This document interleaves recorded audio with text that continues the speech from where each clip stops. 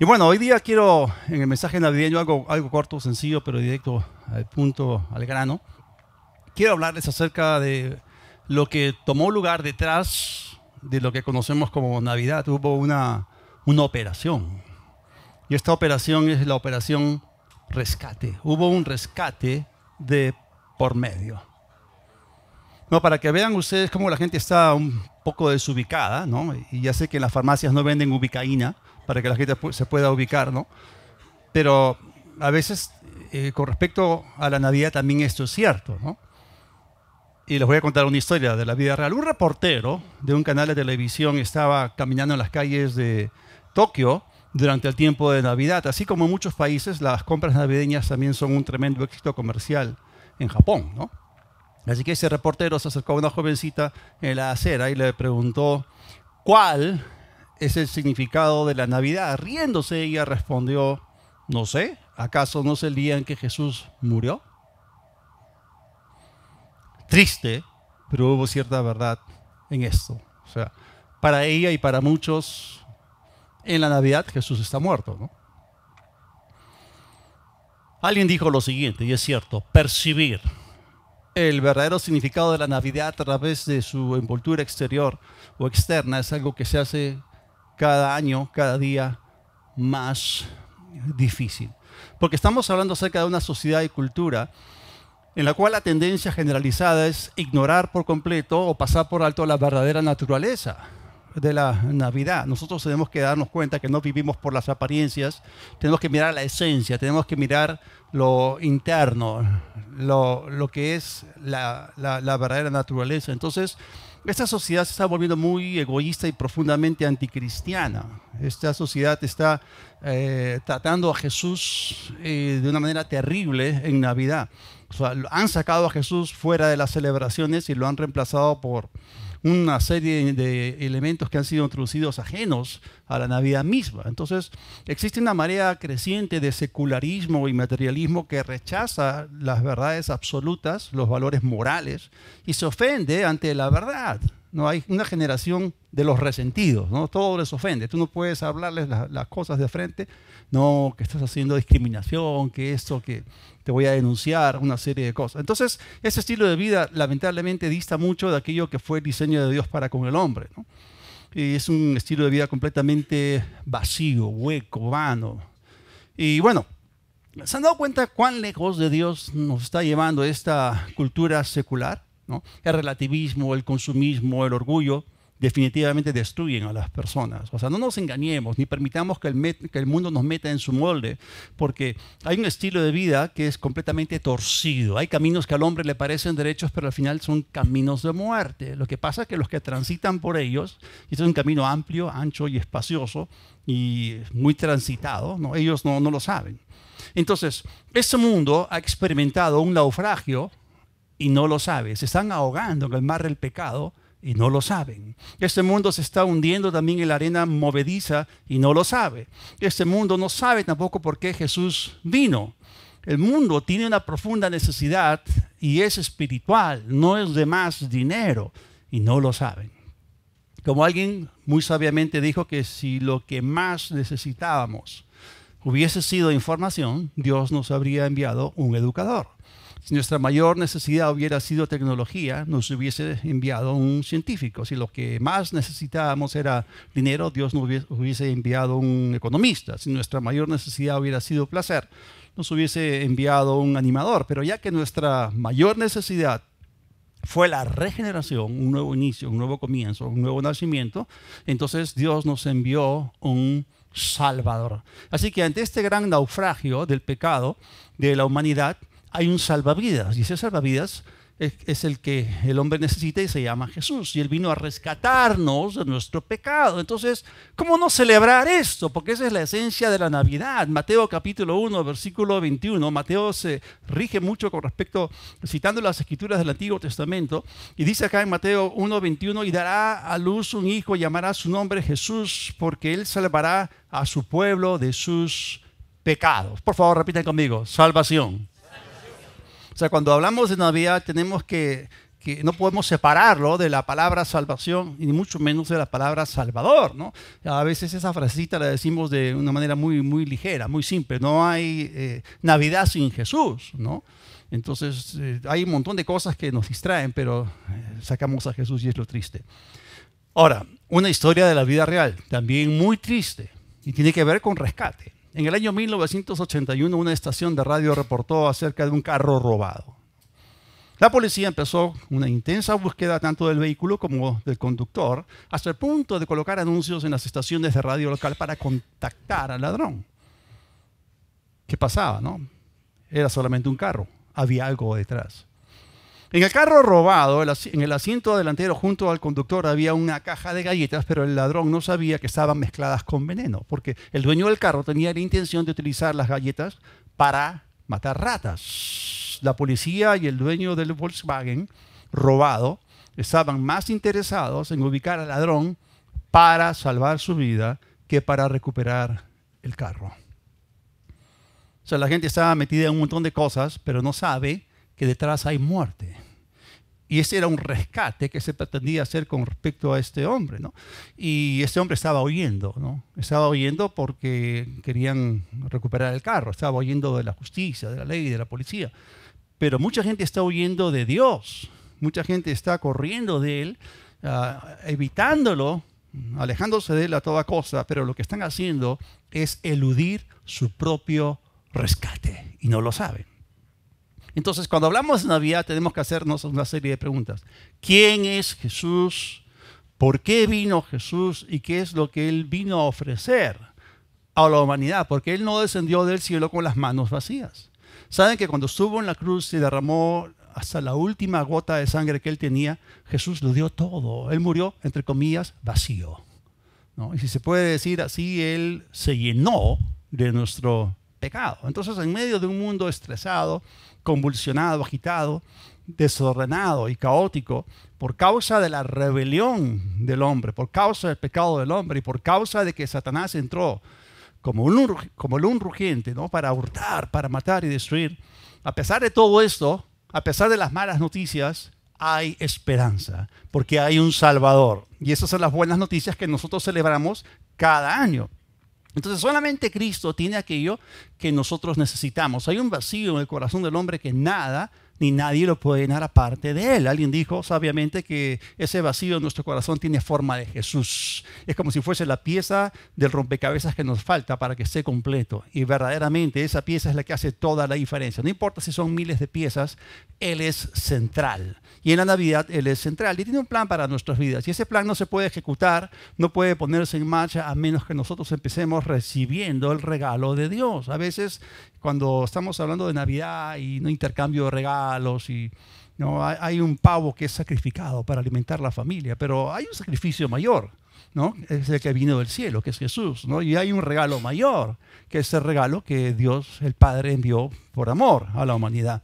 Entonces Jesús vino para salvarnos por pura gracia y todo esto está basado en su obra y Él vino a ser nuestro sustituto. Entonces Cristo Jesús vino para regalarnos la salvación. Sabemos que las religiones de este mundo están basadas en méritos personales, ¿no? La religión te dice, la religión te dice, obra, actúa, pero el cristianismo te dice, está hecho, consumado es. Hay algo que ha sido hecho a tu favor, no lo pierdas de vista, porque si lo pierdes de vista, lo pierdes por toda la eternidad.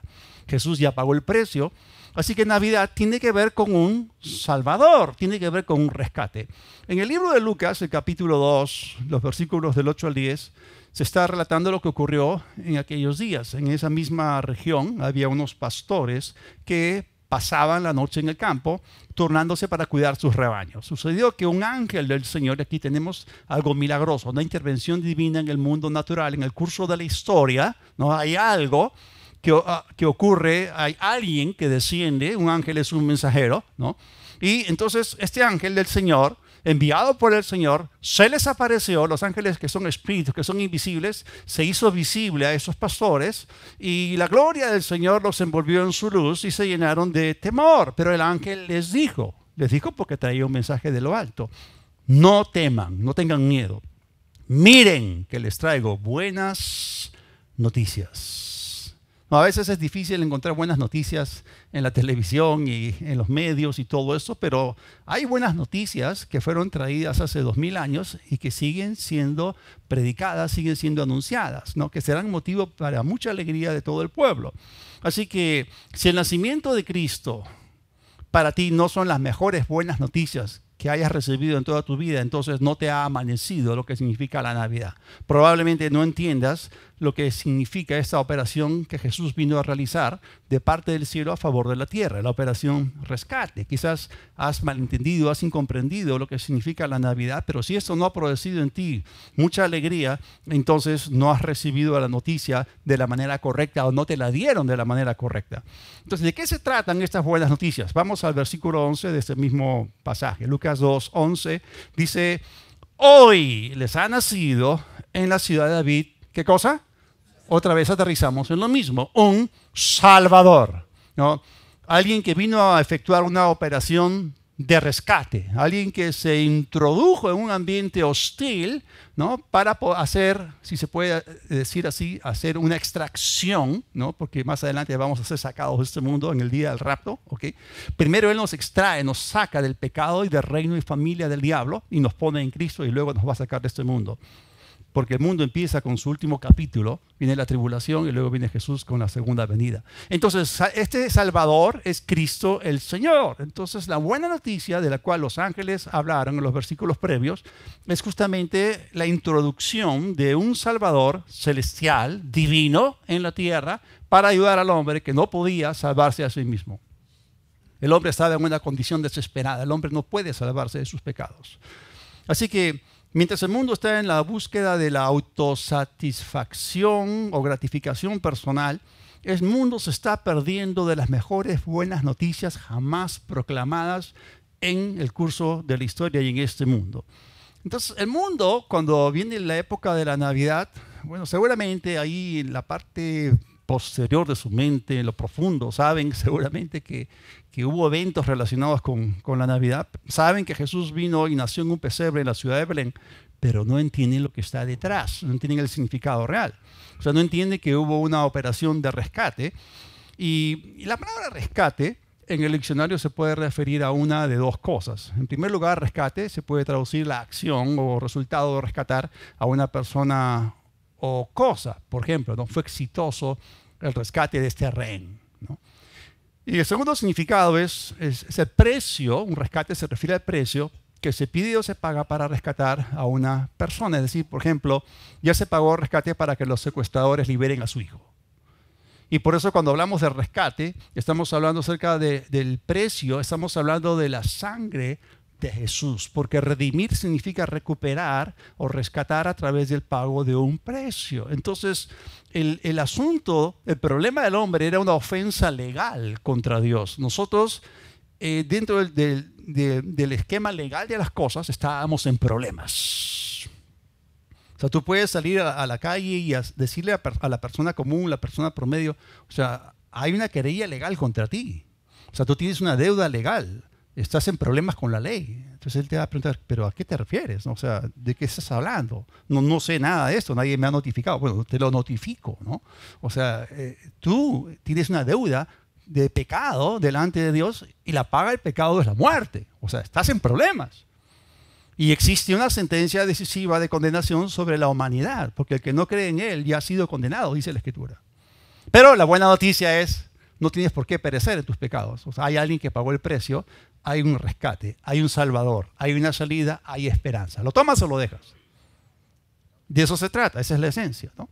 Entonces, cuando hablamos del amor de Dios, o sea, de tal manera amó Dios al mundo que pagó un rescate, pagó un precio para que nosotros podamos ser rescatados, si se puede decir así. Entonces, el precio que era necesario pagar para que nosotros fuésemos absueltos, perdonados, declarados libres, sueltos o inocentes, ese precio ya fue pagado. El asunto es que mucha gente no lo sabe. No tienen convicción de pecado, ¿no? Porque no han escuchado el Evangelio. Cuando predicamos el Evangelio, la gente va a recibir convicción de pecado porque el Espíritu Santo convence de pecado al mundo. Y lo segundo, una vez que tienen convicción de pecado, tienen que saber que ya se pagó el precio por ese pecado para que no perezcan en sus pecados. Entonces, cuando hablamos acerca de rescate, estamos hablando de algo concreto. ¿Rescate de qué?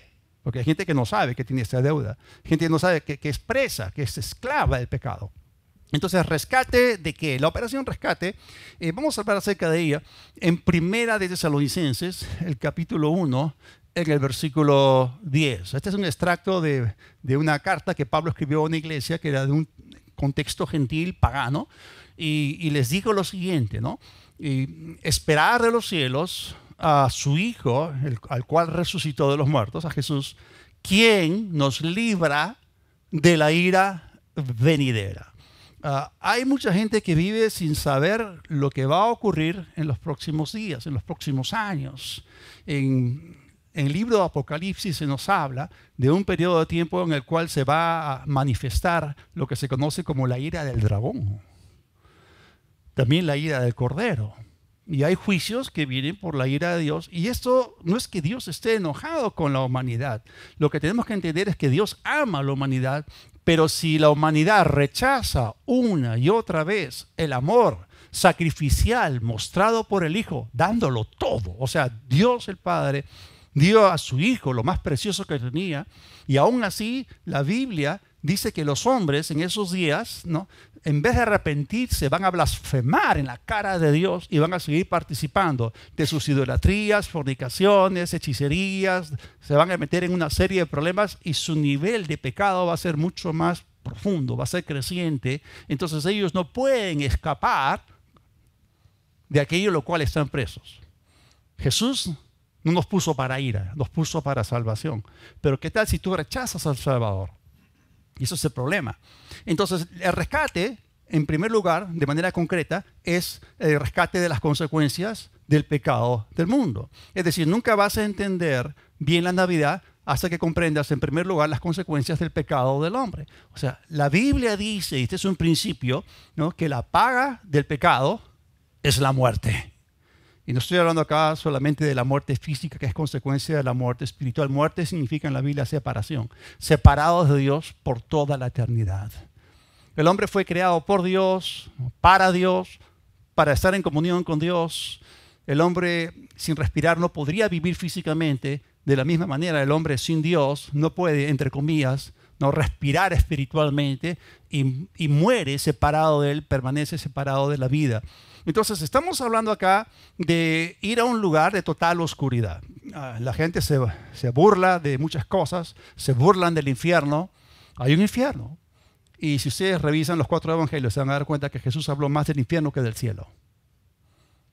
Y porque es un asunto serio, ¿no? Estamos hablando acerca de que la gente que vaya allí se va a perder todo lo bueno que Dios puso en la tierra y todo lo bueno que Él ha puesto en el cielo para el hombre. Estamos hablando acerca de un lugar en el cual no hay vuelta atrás, no return. Tú llegas a eso, te equivocas en eso, te equivocas por toda la eternidad. Entonces, si la gente no se deja rescatar, entonces va a morir en sus pecados. Una segunda cosa que es parte de este rescate, ¿no?, que no podemos pasar por alto, es que el que nos rescata a nosotros es Jesús, como hemos leído acá, quien nos libra. Él es nuestro libertador, Él es nuestro salvador, ¿no? Y estamos hablando acá acerca de recibir el regalo de la salvación para poder pasar en el ámbito del Espíritu, ¿no?, a un reino, y luego cuando seamos llevados por el Señor al cielo, entrar al cielo. Si tú murieses esta noche y Dios te preguntase, ¿por qué yo te dejaría entrar en el cielo? ¿Tú qué le dirías? O sea, hay gente que es bien fresca, ¿no?, porque toda la vida le dan la espalda a Dios, ¿no? Y ellos tienen la ilusión, vana ilusión, ¿no?, la necia ilusión de que se mueren, ¿no?, el Rey del universo los va a dejar entrar en su palacio. Qué bonito, ¿no? Toda tu vida te he enviado emisarios, te he enviado mensajeros, te he enviado cristianos para que te hablen acerca de mi amor. Toda tu vida te has metido en el pecado, me has dado la espalda, me has choteado, has huido de mí, no has querido tener nada conmigo, y ahora tú quieres entrar en el cielo. Olvídalo, no funciona así. Entonces, aparte de esta operación de rescate, no podríamos ser salvos de esta condenación eterna. Miren lo que dice el versículo anterior, 1 Tesalonicenses 1:9. Dice, ellos mismos cuentan de lo bien que ustedes nos recibieron y cómo se convirtieron a Dios, dejando los ídolos para servir al Dios vivo y verdadero. Y aquí está hablando acerca de un cambio.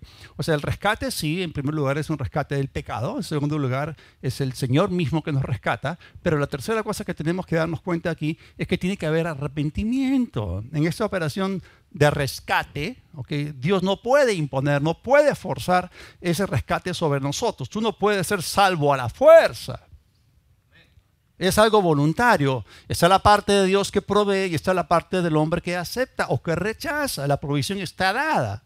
Hay un destino maravilloso que el Señor ha preparado para nosotros, pero nosotros podríamos dispararnos a los pies, autosabotearnos, ¿no? Meternos gol a nosotros mismos y perder de vista todo lo que Dios ha preparado para nosotros. Entonces, este arrepentimiento tiene que ver con el alejarnos de los ídolos que adora el mundo secularizado.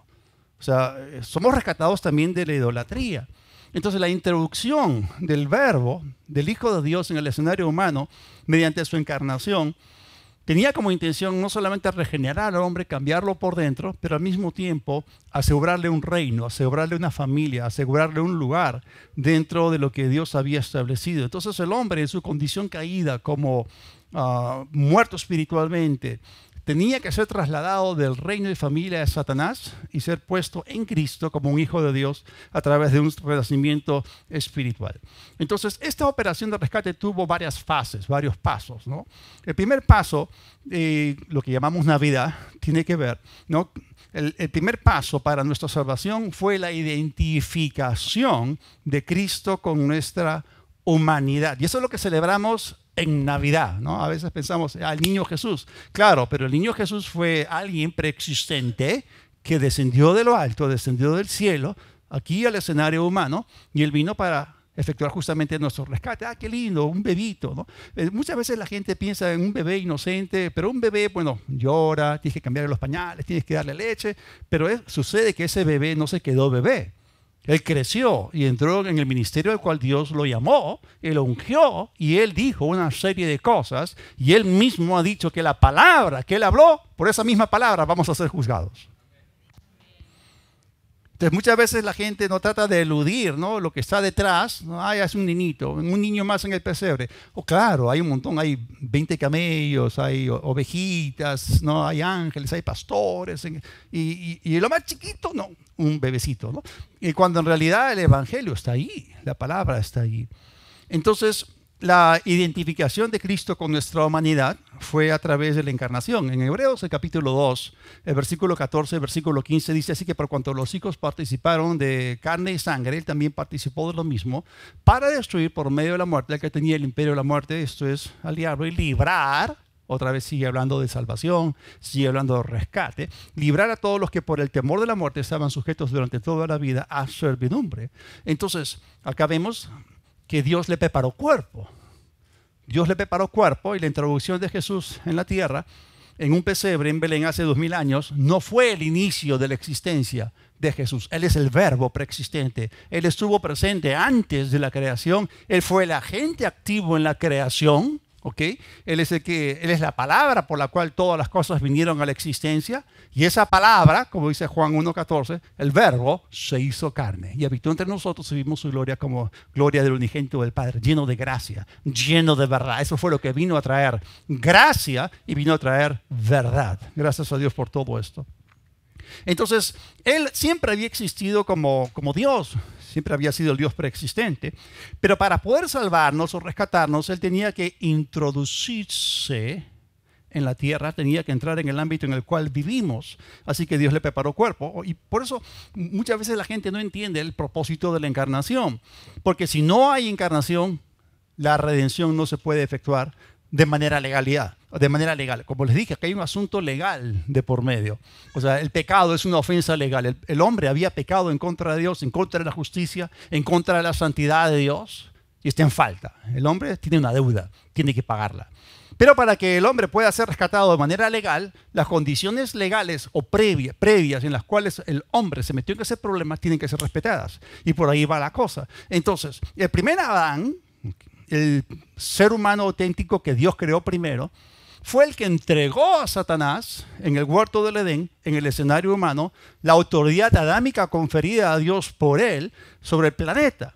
Por lo tanto, un segundo Adán tenía que venir y era necesario que recuperase el patrimonio perdido por el primero en las mismas condiciones, en el mismo ámbito o escenario. Entonces, el Redentor tenía que calificar legalmente y moralmente. Legalmente, ¿cómo? Naciendo como un ser humano. El hombre, todo hombre que nace en esta tierra tiene ciertos derechos. Cuando naces en esta tierra eres un auténtico terrícola. Y como terrícola tienes derechos legales. ¿Cuántos de ustedes son ciudadanos del Perú? ¿Acaso no tenemos ciertos derechos como ciudadanos del Perú? Y estos derechos nos valen mientras estemos en nuestro país. ¿Bien? Hay gente que nació en los Estados Unidos y tiene ciertos derechos allá. Entonces el hombre es un ciudadano legal de la tierra, pero Dios no. Dios es un ciudadano legal del cielo. Entonces Jesús tenía que ser hombre nacido en la tierra para calificar como un ser auténtico, un ser humano auténtico, y también tenía que calificar moralmente. Y lo único que podía hacerse en este caso era que Dios mismo se hiciese hombre. Entonces acá tenemos la combinación de lo legal y lo moral. No, la Biblia dice no es justo ni a un solo uno. Todos hemos pecado. Entonces ningún hombre calificaba legalmente o moralmente. Solamente la unión de la deidad con la humanidad. Así que Jesús vino, se hizo uno con nosotros. Él no trató de entendernos desde lejos, desde arriba, ¿no? No, desde afuera. Él mismo, aunque era Dios, se hizo hombre y vivió con los hombres. Ahora, les voy a contar una historia interesante. Hace mucho tiempo atrás gobernó en Persia un rey bueno y sabio, y él amaba a su pueblo. Y él quería saber cómo es que ellos vivían. Quería conocer sus luchas. Frecuentemente se ponía la ropa de un trabajador o se vestía como un mendigo y visitaba los hogares de los pobres. Ahora, ninguno de los que visitó sabían que él era su rey. Y en una oportunidad fue a visitar a un hombre muy pobre que vivía en un sótano. Comió con él la misma comida que este pobre comía. Y le habló amigablemente, le habló buenas palabras. Y luego el rey se fue. Más adelante volvió a visitarlo, pero en esa oportunidad le reveló su identidad diciéndole, yo soy tu rey. Y el rey pensó que definitivamente ese hombre le pediría algún regalo, algún favor, ¿no? Pero no lo hizo. En vez de esto le dijo, usted dejó su palacio y su gloria para visitarme en este triste y oscuro lugar. Usted comió conmigo la misma pésima comida que yo como cada día. Usted trajo alegría a mi corazón. A otros usted le ha dado muy buenos regalos, pero a mí usted se dio a sí mismo. ¡Wow! Y de eso se trata. Jesús se dio a sí mismo a nosotros. Y se identificó con nosotros, con nuestra humanidad. Ese fue el primer paso. Hebreos 2:14 en otra traducción dice, por tanto, ya que ellos son carne y hueso, Él también compartió esa naturaleza humana. Pero tenemos que entender que cuando Él se encarnó, Él no participó de la naturaleza de pecado que era parte del hombre. Recuerden que era Dios y calificaba moralmente.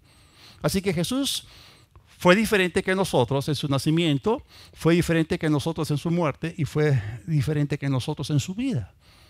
Era hombre igual que nosotros, sí, pero algo éramos diferentes. Él era Dios, nosotros no.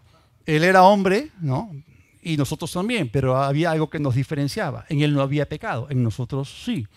Así que el nacimiento de Jesús fue una operación divina totalmente diferente que la generación natural. Y eso es algo que tenemos que entender. Hay algo sobrenatural en la Navidad.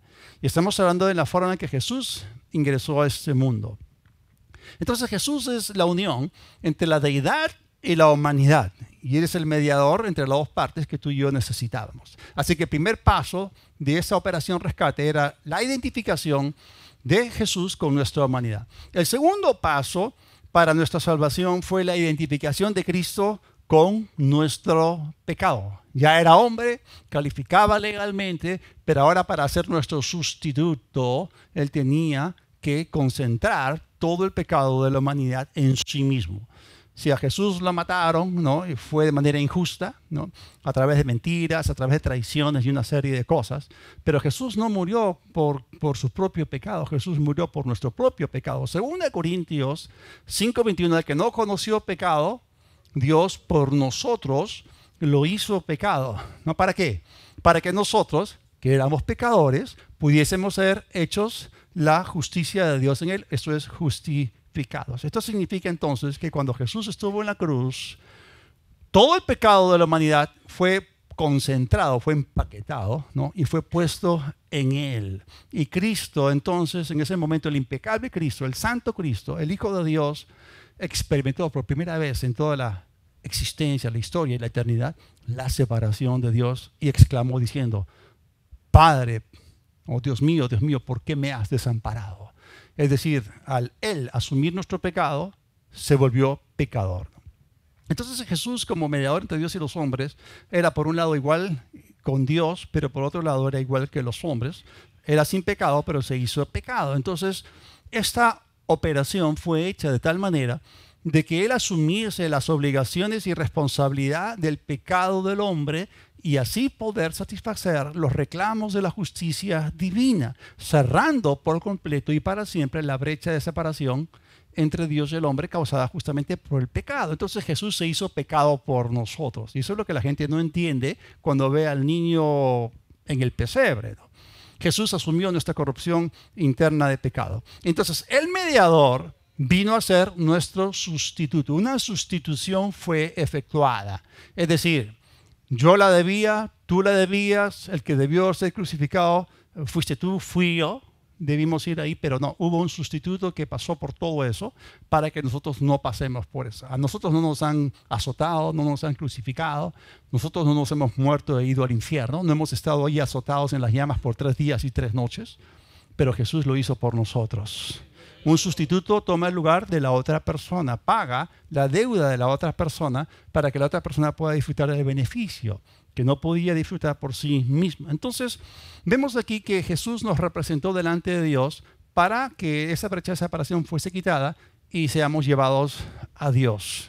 Esa es la parte de Dios. La parte de Dios es esta identificación doble con la humanidad, con el pecado, pero ahora nos toca a nosotros en todo lo que ocurre en la tierra. Hay una parte que le toca a Dios y hay una parte que le toca al hombre. Entonces nunca vas a poder vivir la vida abundante que Jesús vino a traerte a menos que tú entiendas que tú tienes que participar, tú tienes que hacer algo con respecto. Y es que al hombre le toca responder. Entonces el tercer paso para nuestro rescate, para nuestra salvación, es nuestra identificación con Cristo como nuestro Salvador. Ya hemos dicho que el mediador vino a ser un sustituto, pero tenemos que recibirlo a Él como Salvador. ¿Qué ocurre cuando una persona acepta a Cristo y nace de nuevo? Esa naturaleza de pecado de adentro es erradicada, es quitada de nuestro espíritu y Dios nos imparte la vida eterna. Y ese regalo es importante que sea recibido, porque si lo rechazamos, entonces vamos a estar en el mismo problema y nunca va a haber ningún tipo de cambio. Juan capítulo 3, versículo 16 de la Biblia amplificada es tremendo. Y eso lo expande de esta forma, porque tanto, o sea, a veces le decimos de tal manera, pero no se está especificando con exactitud cuánto, ¿no? O tanto, sino que está hablando de algo que no nos podemos imaginar, pero tanto amó Dios y apreció o valoró al mundo que dio, que entregó a su Hijo unigénito, para que todo aquel que cree, que confíe en Él, que se aferra a Él, que se apoye en Él como Salvador, no perezca, esto es, venga a la destrucción o se pierda, sino que tenga vida eterna. Entonces, cuando hablamos de Navidad, estamos viendo aquí que Dios envía a su Hijo para que tengamos, ¿qué? Ídolos, religión, que tengamos nuestros vicios, nuestros pecados, más de lo mismo, más filosofías. No. Ni reglas, ni leyes, no. Él vino para que tengamos vida en nosotros mismos. Y ese es el asunto. Muchas veces el hombre no entiende. El hombre no puede ser salvo por su conducta, porque lo que separa al hombre de Dios no son sus malas acciones, es su mala naturaleza. Y por eso cuando nosotros predicamos el Evangelio, no le decimos adúltero, fornicario, arrepiente. No. O sea, hay un problema adentro y nosotros queremos, nuestra meta cuando predicamos el Evangelio es que la gente nazca de nuevo. La regeneración, porque eso es lo que los separa de Dios, lo que ellos son, ¿no? Les hago una pregunta, ¿no? ¿El hombre peca porque es pecador o el hombre es pecador porque peca? El hombre peca porque es pecador por dentro, ¿no? Lo que está dentro sale, ¿no? Entonces, Él vino a cambiar la naturaleza del hombre. Cuando la naturaleza del hombre sea cambiada, sea regenerada, entonces las acciones del hombre van a cambiar previa reprogramación de la mentalidad, ¿no? Eso es importante. Entonces, cuando uno recibe al Hijo, que es Dios y que es luz, entonces deja de formar parte del reino de tinieblas, ¿no? Cuando Adán pecó hace casi 6.000 años en el huerto del Edén, las luces espirituales se apagaron dentro, apagón, ¿no? Porque la luz es vida, ¿no? En él estaba la vida era la luz de los hombres. Luz es vida. Entonces se separó de la vida, murió, apagón, ¿no?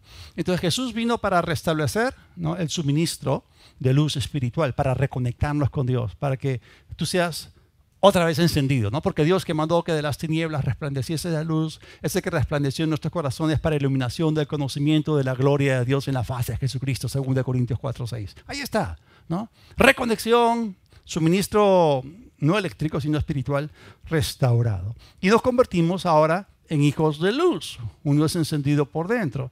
Entonces, cuando recibimos a Cristo, estamos permitiendo que ese rescate se haga efectivo en nuestras vidas, ¿no? Imagínate que hay un príncipe que ama tanto a su princesa, pero la princesa fue secuestrada y está en un castillo, ¿no?, que es una fortaleza inexpugnable, y hay un foso con cocodrilos y hay un dragón, y tú eres el príncipe azul y vienes para rescatarla, y finalmente te deshaces de todos tus enemigos y entras a la torre donde está la princesa cautiva y ¿sabes qué? Nunca quise saber nada contigo. Imagínate, ¿no? O sea, ¿para qué arriesgó tanto su vida? Entonces, está la parte del hombre. El hombre tiene que dejarse rescatar, ¿no? Ahora, aterrizamos, ¿no?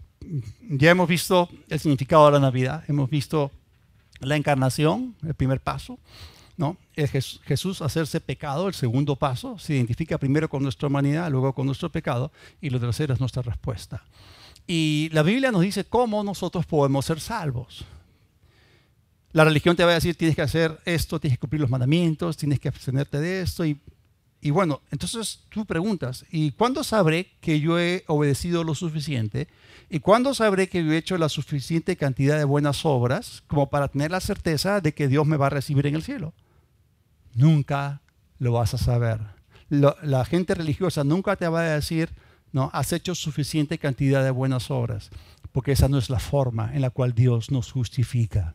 Dios nos justifica gratuitamente por medio de la fe, por medio de la aceptación de que Él envió a Jesús, que Jesús es el Cordero, ese sacrificio que ya pagó el precio por tu rescate, y lo único que tienes que hacer es recibirlo, rendirte a Él, ¿no?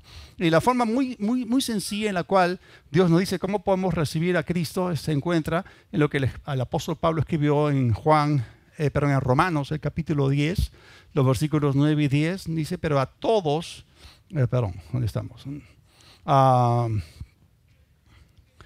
Juan 1:12, más a todos los que le recibieron, a los que creen en su nombre, les dio el derecho de ser hechos hijos de Dios, los cuales nacieron no de carne, o no de sangre, ni de voluntad de varón, de voluntad de hombre, o de la carne, sino de Dios. Entonces, vemos aquí que recibir a Cristo es lo mismo que creer en Él. O sea, hay mucha gente que mentalmente dice, yo creo en Cristo, ¿no? Pero tú les preguntas, ¿alguna vez lo has recibido como dice la Biblia? Y no saben de qué cosa se les está hablando, porque nunca han escuchado lo que el apóstol Pablo escribió en Romanos 10, versículos 9 y 10, ¿no? Dice, si tú confiesas, y estas palabras sí no es un afirmativo, sino es un condicional. O sea, el hombre tiene una parte, el hombre tiene que cumplir con ciertas condiciones para dejarse rescatar, ¿no? Si confiesas con tu boca que Jesús, ¿quién es Jesús? Es el que efectúa el rescate. Jesús es el Señor, ¿no? Es el Salvador. Si tú confiesas con tu boca que Jesús es el Señor y crees en tu corazón que Dios lo levantó de los muertos, serás salvo. Noten ustedes que aquí la Biblia nos está diciendo cómo ser salvos. Acá se está hablando de dos cosas. Se está hablando del creer y se está hablando del decir. Dice en el versículo 10, con el corazón se cree. ¿Tienen corazón? ¿Tienen espíritu? Califican. Con el corazón se cree ¿para qué? Para ser justificado delante de Dios, ¿no? Pero con la boca se confiesa para ser salvo, para recibir salvación. Entonces, ¿tienen corazón? Sí. ¿Tienen espíritu? ¿Tienen boca? Sí, califican. Ok. Y lo siguiente, vemos aquí es que Dios nos está dando a nosotros de manera concreta, nos está diciendo lo que tenemos que creer y nos está diciendo lo que tenemos que decir para ser salvos. ¿Es tan fácil? Y tienes que hacerlo de corazón. Y tienes que decirlo con tu boca. Bien, entonces el corazón y la boca se tienen que involucrar. Entonces vemos que la confesión del señorío de Jesucristo es central para ser rescatados, pero al mismo tiempo es la fe en la resurrección del Señor. Y si una persona cumple esas dos condiciones, entonces en ese momento experimenta la salvación. Si ustedes le preguntan a una persona, cualquier persona por medio en la calle, le pregunta, ¿eres salvo? Entonces ellos te van a decir que ese lenguaje no lo entiendo, o sea, no mastico eso, lo siento, yo no sé qué es eso, qué es eso de que si soy salvo o no. La gente piensa que recién después de la muerte, ¿no?, va a averiguar si la hace o no la hace. Y cuando tú estás en la incertidumbre, esperando la muerte para averiguar recién si te ganaste la lotería, no, si recibiste o no la salvación, si la conseguiste, compraste, obtuviste, es demasiado arriesgado. ¿Saben dónde estamos hoy día? En Paz, Soldán 165. ¿Cuántos saben eso?